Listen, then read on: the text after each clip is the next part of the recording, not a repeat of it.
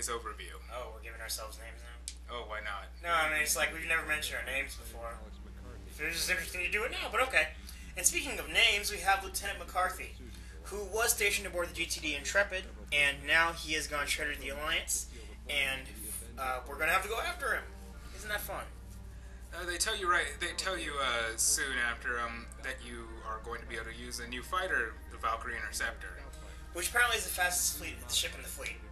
Yeah, the fastest fighter at least. Which is interesting because some of the Vasudin fighters are still faster than yours. Yeah. They go on to tell you about what exactly is going on, the fact that there are other traitors, and that the transport's been designated Omega. What a surprise! Yeah, and that also notable is that it's a rendezvous, and they're going to have an exchange of information. And the Vasudin transport has been called the Rasputin because we have this weird thing about giving Vasudin-related things Egyptian names. Yeah, isn't Rasputin Russian though? Shut up. Well, yeah, generally we just give them names from mythology or historical names that are somewhat famous and or infamous to us. Yes. And now something else notable is that this is the first mission when the disruptor laser actually comes into play, because here you have to target Omega's engines and disable it. Alpha Wing's being sent in to target the Omega's engines, and Beta Wing is being sent in to take care of the fighter escort. Not that you have to follow that strictly, though. Yeah, since you basically have lead on a lot of the missions you go on. Because you're the Alpha. Alpha 1. Yeah, but you're going after the Omega. Never mind. Whatever. But anyway, you get leeway on this, but generally you should probably get Beta to go do the dirty work of taking the fighters out. Yeah. And once you disable the Omega, they tell you that they're going to bring in a transport of their own, the GTD Comet, which will take over from there and bring it back to the Galaxy, I presume. Yeah. We are also told here to give no quarter. These Terrans are traitors and nothing more. Which, I gotta be honest here, a lot of the language they're using about people being made examples and giving no quarter and how people are traitors to our cause and things like that, I'm getting a weird nationalist vibe here. I know it's the military people, but I'm getting a weird nationalist vibe. I think that that's what's supposed to give you, because when you get to the Silent Threat, the expansion, they kind of, you do get that feel with a couple missions there. Yeah. As you can see, I go in to check out my payload, and there isn't really much you can do. The Valkyrie doesn't carry the largest stock, so I pretty much just commit after that.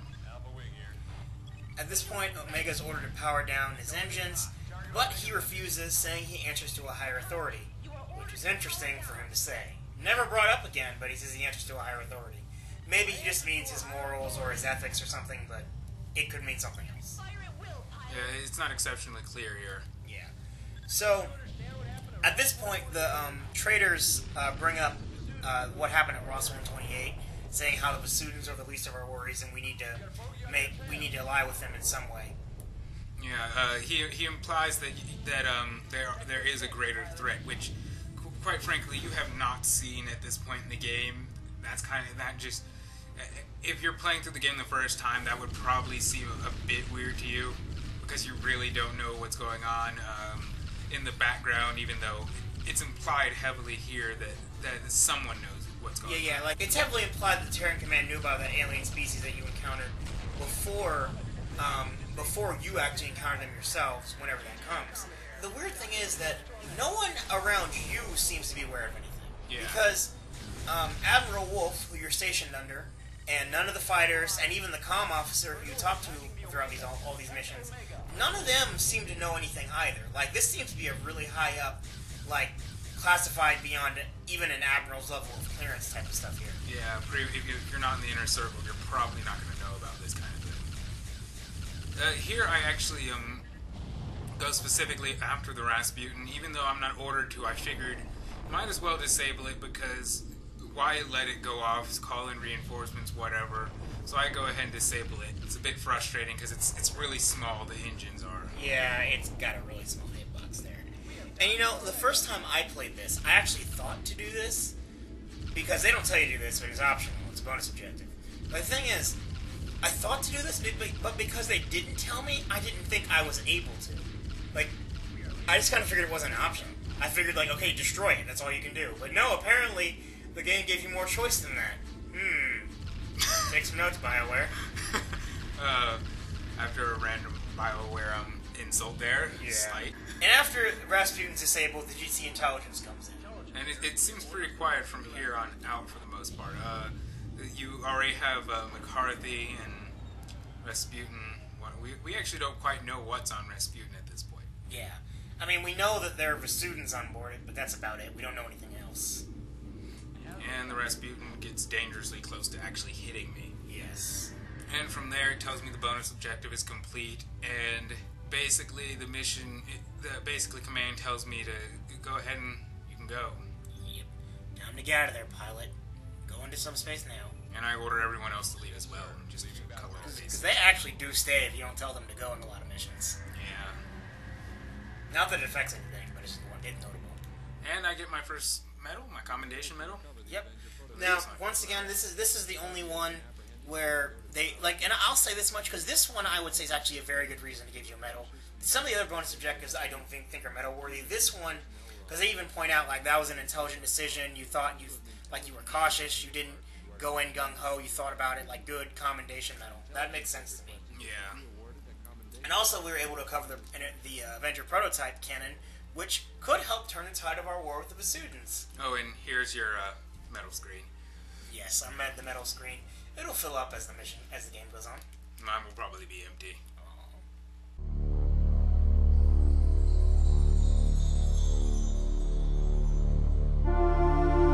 Ours was a proud people, and always the strongest. For thousands of years our empire expanded. For so long we could imagine ourselves alone in the universe. For so long, never did we encounter advanced life.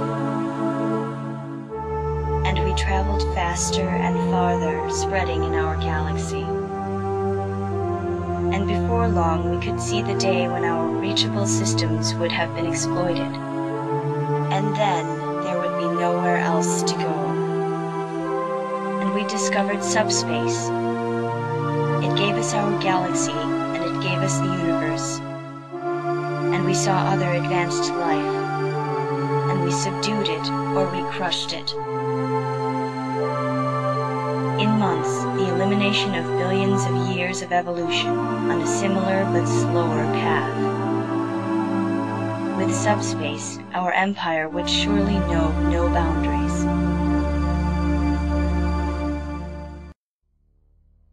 So, that was the first cutscene of the game, and it seems to be of a dead alien species. Yeah, they're not really the most clear on who exactly is saying this, but you kind of get the implication since it's talking in the past. It's speaking in the past tense. Which, you know, for me personally, when I first saw that, I thought maybe it was like some kind of future human. I mean, when I say future human, relative to Freespace's time in the future, who was talking about what happened when the humans encountered the Shivans and how they were destroyed or something. Yeah, but that doesn't seem to be the case at least right now.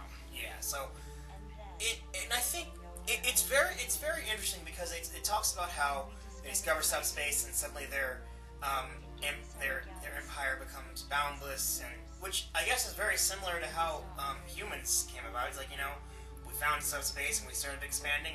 But the difference is they found life and subdued it, and we found life and we're at war with it. Yeah, well, we found the Vasudans, who are pretty much on the same field as us.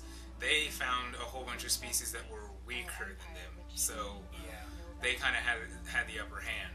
And with that said, let's move on to the next mission. Out of the dark and into the night. Batman references aside, this is the... Batman doesn't talk like that. Only Christian Bale does. He's not Batman. Oh, okay. Adam West is Batman.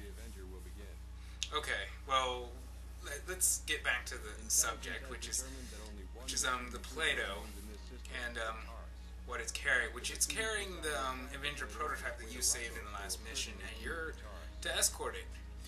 Now, something they bring up here is how the Play-Doh has an escape pod, which is going to become important later. But at the very least, they've got a backup plan just in case the Taurus, which they also bring up as the only notable student craft in the area, does manage to route your vector. Right now, this seems to be just a basic escort mission with the threat of a cruiser, which actually you've never really faced anything that large before. You've always taken on fighters. Well, and a freighter, but freighters really aren't even a threat to you, really. Yeah. Minus when they explode. They don't have the weapons mounted on them that cruisers would. Now they said there might be a minimum of two strike squads, and here you'll notice that Fox here gave himself a Valkyrie instead of an Apollo. Could you tell us about that?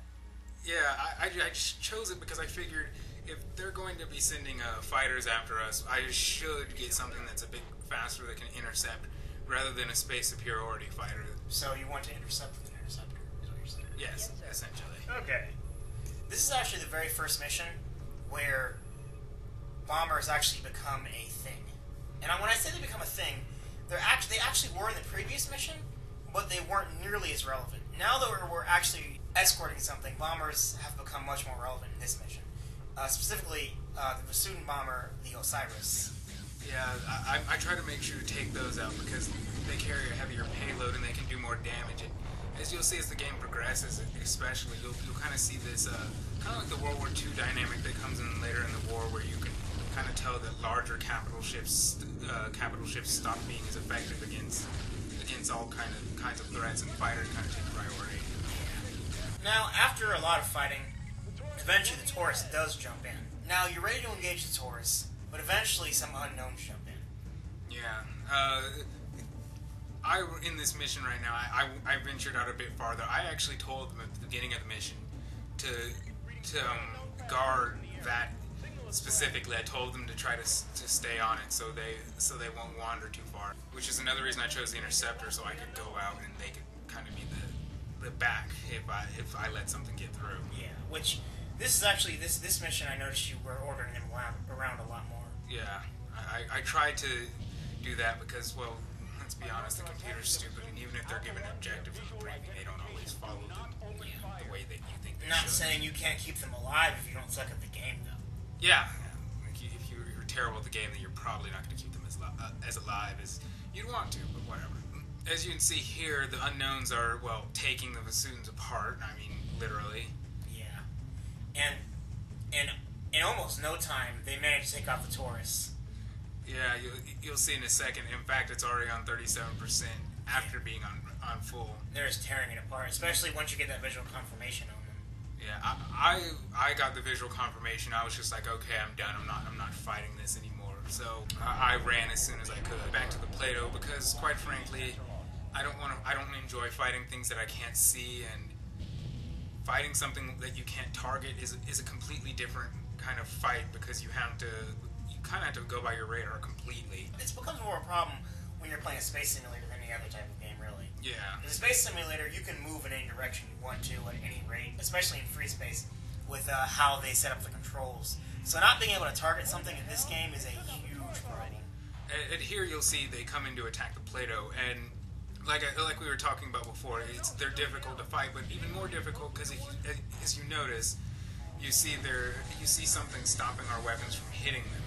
This really is a thing because you don't it seems like you can't destroy them, you can't get a lock on them, and their weapons are just tearing through everything. Yeah. And this makes it extremely hard, even on easy, to get the Plato to the jump node. Which here's really the thing here. I understand narratively why the Plato's destroyed, and I understand why you can't really save it.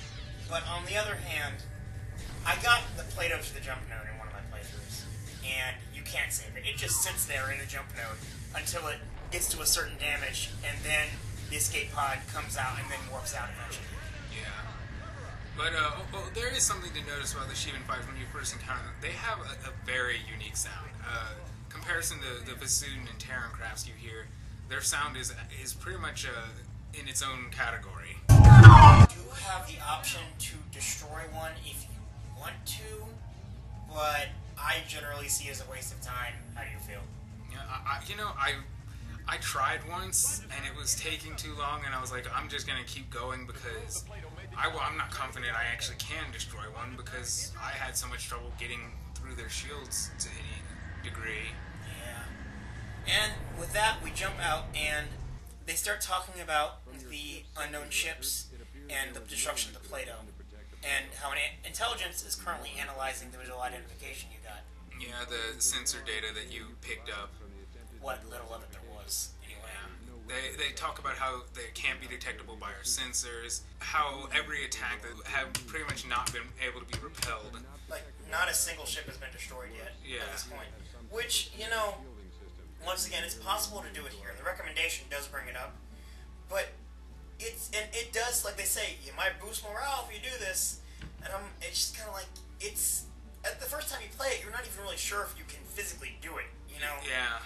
You really don't know until your second playthrough whether it's even worth trying or not. Yeah, I haven't really bothered. Yeah. And with that, this episode is ended, and next time, we'll talk about how we're going to combat this new enemy. Yeah, we'll get into the real interesting stuff when you finally find out how to kill them.